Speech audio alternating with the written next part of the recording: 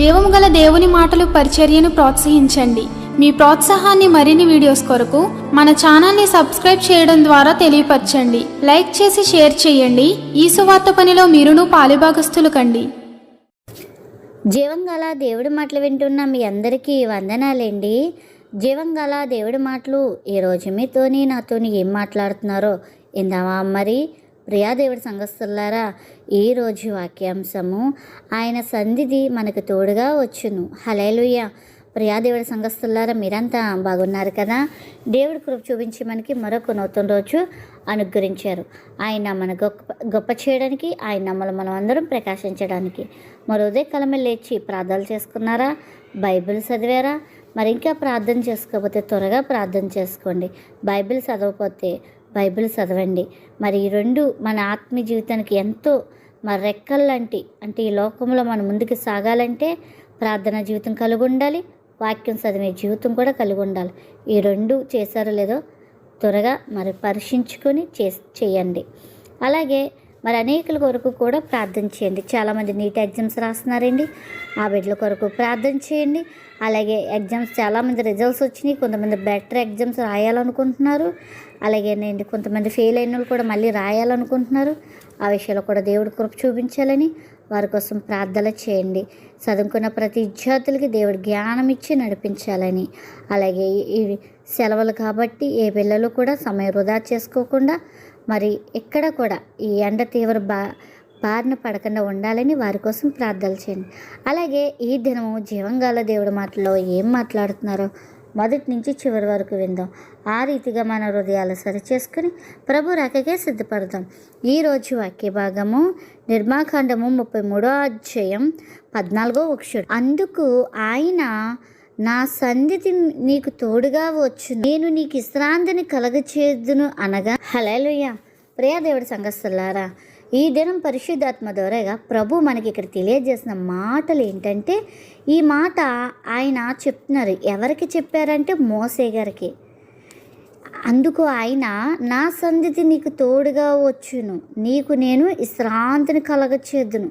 అంటే దీనికి ముందు ఏం జరిగిందో మనం చూడాలి. ఆయన సన్నిధి తోడుగా వచ్చునని చెప్పారండి. అంటే ముందు ఇక్కడ ఇజ్రాయెల్ ప్రజల కోసం మనం చూసుకుంటూ ఉంటే కనుక, ఇజ్రాయెల్ ప్రజలు మరి బంగారు దూడని తెచ్చుకొని, అంటే అప్పుడు మోసే దేవుడితో గడపడానికి 40 రోజులు కనబడలేదు, దేవుడితో ఉన్నాడు.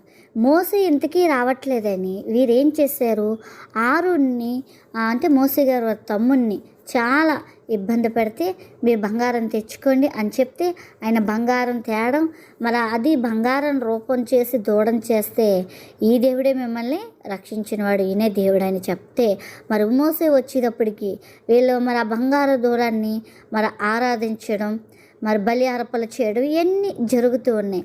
అప్పుడు మోసే వచ్చాడు. మోసే వస్తే వీళ్ళని మరి ఏదైనా చెయ్యాలని దేవుడు కోపంతో ఉన్నప్పుడు దేవుని వేడుకుంటూ ఉన్నాడండి ఇక్కడ మోసే గారు. వీళ్ళెవరిని నేను విడిచిపెట్టినని దేవుడు చెప్తున్నాడు. అయినా సరే వెంటనే మోసే గారు ప్రభు పాదాల చెందకు పడిపోయి, ప్రభా వీరిని క్షమించు, నువ్వు ఐగుప్తు నుంచి విడిపించి ఇక్కడ చంపేసావని నీ మీద నిందొస్తుంది, అందుకని నువ్వు వీళ్ళేమి చెయ్యకు, మరొక అవకాశం ఇవ్వి వీళ్ళకి అన్నట్టు బతిమాలతాడండి ఇక్కడ. హల్లెలూయా.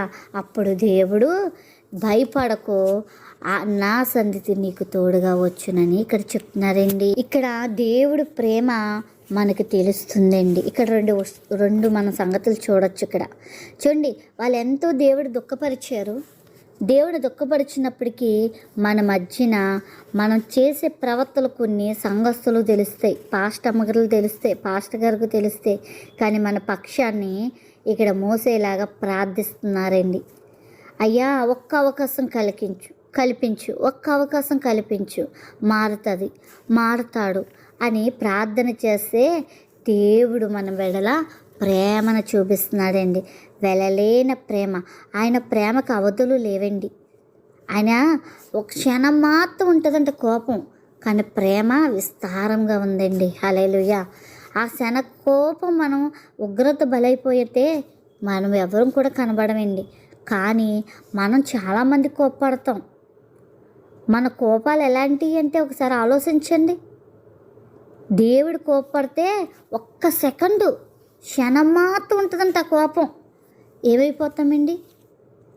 చూడండి, దేవుడంత వాడే, ఆయన అంత వాడైనప్పటికీ, మన కొరకు సర్వం విడిచిపెట్టినప్పటికీ, ఆయన అంత గొప్పవాడైనప్పటికీ, సర్వభూమి ఏలినవాడైన, సకల భూజనులు ఏలినవాడు, సృష్టికర్త అయిన అంతటి దేవుడే తగ్గించుకొని మనల్ని ప్రేమిస్తున్నాడండి. హల్లెలూయా.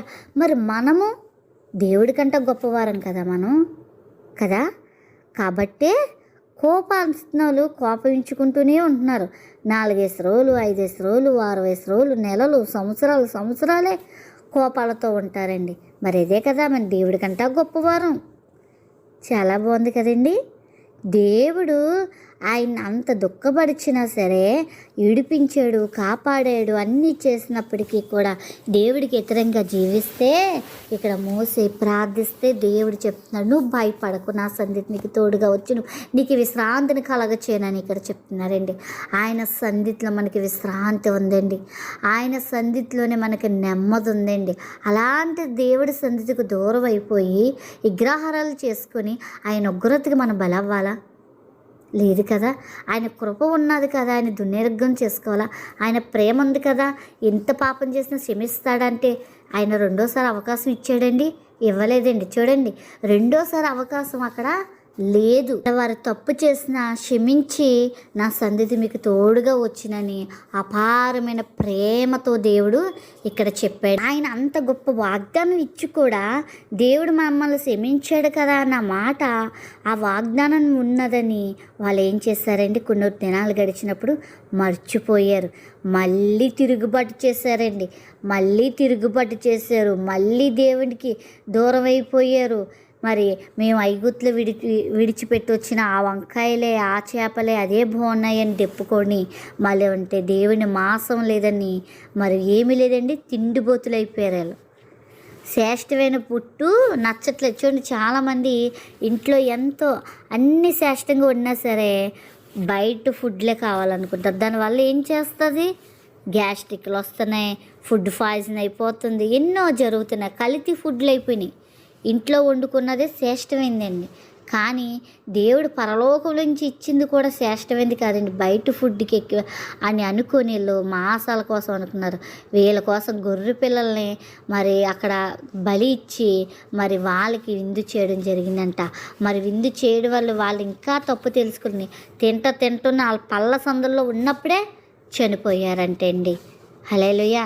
చూసారండి, దేవుడు క్షమిస్తున్నాడు కదా అని తప్పులు చేసుకుంటూ వెళ్ళిపోతే కనుక జాగ్రత్త, దేవుడు ఉగ్రత నీ మీద దిగి వస్తుంది.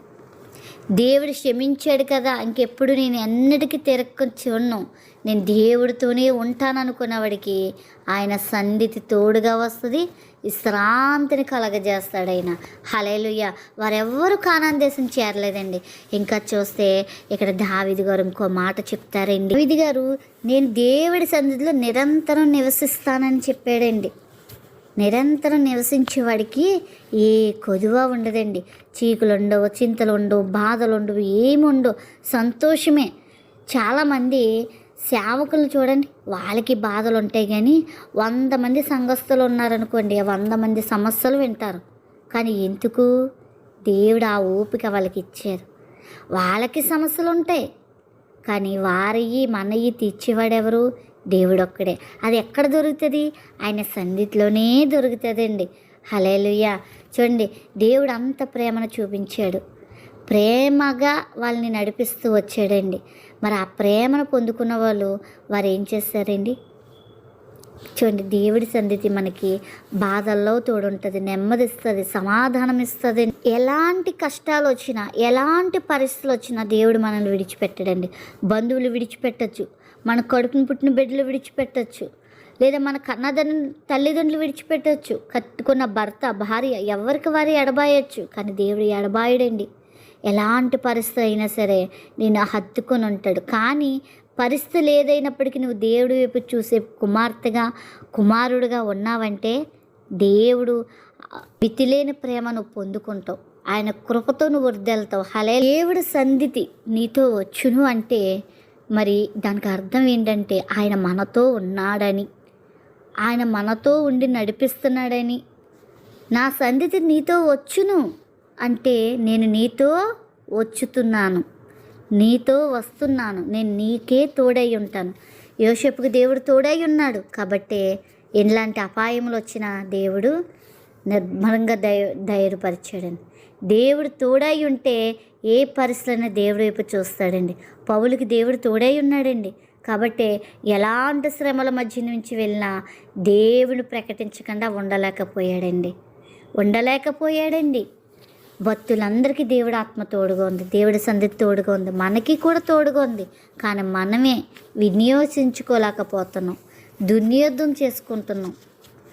మన పదే పచ్చార్లు ఆడింది అబద్ధాలు, చెప్పినయే చెప్పడం, కొండాలు చెప్పడం, దేవుడి సమయం వృధా చేయడం, దేవుడికి సమయం ఇవ్వకపోవడం, దేవుడి మేలు చేత స్తుతించడం. ఏదైనా మనకి పరీక్షలు ఎదురవుతే మళ్ళీ నా పరీక్షల్లో ఫెయిల్ అయిపోవడం, తిరగబడి చేసేవారుగా ఉంటున్నాం. లేదండి, ఆయన పిల్లల్ని ఆయన తోసివేసుకోడండి. ఆయన అరచేతిలో చెక్కుకొని ఉంచాడండి, మనల్ని తోసివేసుకోడండి. మన పిల్లలు తప్పు చేస్తే మనం తోసివేస్తామా? కానీ కొంతమంది చూడండి, తల్లిదండ్రులు ఎదిరిస్తారు, మొండి పిల్లలు ఉంటారు. అలాంటి పిల్లలు చూసి తల్లిదండ్రులు ఏమంటారండి? మా కొడుకుని చెడపుట్టావరా, నువ్వు చెడపుట్టావే అంటారు కదండి. అలాంటి బాధ దేవుడు కూడా కలిగి ఉన్నప్పటికీ కూడా ఆయనను మన వెడల వాత్సల్యం పడుతుందండి. ప్రేమించి మనకి ఆయన సన్నిధిలో మనకి శాంతినిస్తానంటున్నాడండి. హల్లెలూయా. దేవుడికి సమీపంగా ఉండాలని మనం దేవుడి సన్నిధిలో మనం అనుభవించి ప్రశాంతత పొందుకోవాలంటే మొట్టమొదట నువ్వు లెగ్గానే మోకరించి ప్రార్థించాలి. అలాగే బైబిల్ పఠనం చదవాలి. బైబిల్ చదవడం వల్ల మనకి ఎంతో ఆదరణ వస్తుంది. నీకు అర్థం అవ్వకపోతే ప్రభా గ్రహింపే మనసు నాకు దయచే, చదువుతుండగా నాకు అర్థం చెప్పు ప్రభా అని నువ్వు అడుగు. అప్పుడు దేవునికి సహాయం చేస్తాడు. మళ్ళీ ప్రార్థన చేయి, వాక్యం విను. ఎప్పుడైతే మనం ప్రార్థన చేసి మరి బైబిల్ చదివి వాక్యం చదువుతున్నవారు ఉంటామో ప్రభువులో స్థిరపడతారు, వారు నెమ్మది పొందుకుంటారు. ఇలాగున్నవారు ఎలాంటి పరిస్థితులైనా సరే తప్పిపోరండి. ఉదాహరణకి చెప్పాలంటే చూడండి, లైట్ హౌస్లు చూస్తాం కదా. లైట్ హౌస్ ఎందుకు ఉంటుంది? సముద్రంలో వెళ్ళే వాడలకు కానీ షిప్లు కానీ దారి చూపిస్తుందంట. వారు అక్కడికి ఎక్కడైనా సరే చిక్కుపోతే ఈ లైట్కి ఆ లైట్ సిగ్నల్ ఇస్తుందంట కదండి. మరి వారికి చిహ్నాలు ఇస్తుంది. అలాగే మనం ఒకవేళ ఎటువంటి పరిస్థితిలో చిక్కుపోయి ఉన్నా సరే, మనం ఎంత ఎలాగున్నా సరే దేవుడు మనకి లైటింగ్ కింద ఉంటాడండి.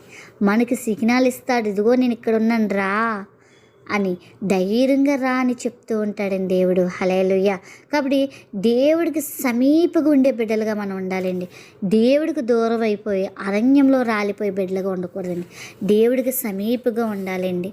ఆయన సన్నిధిలో మనం నెమ్మది పొందుకోవాలి.